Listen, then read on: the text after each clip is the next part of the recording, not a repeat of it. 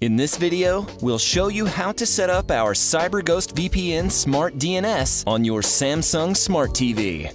First, go to our website, cyberghostvpn.com, and select My Account.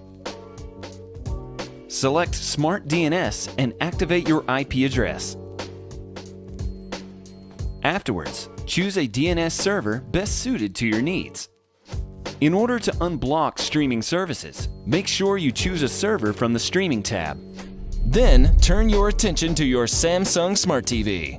Go to Settings. Select Network. Go to Network Status for the connection verification. Choose IP Settings. From there on, select DNS Settings and choose Enter manually. Now select DNS Server and type the DNS address from your online account. Confirm the changes by selecting OK. Finally, restart your TV for these changes to come into effect. And that's it. That's all you need to do to enjoy all your favorite shows with CyberGhost VPN.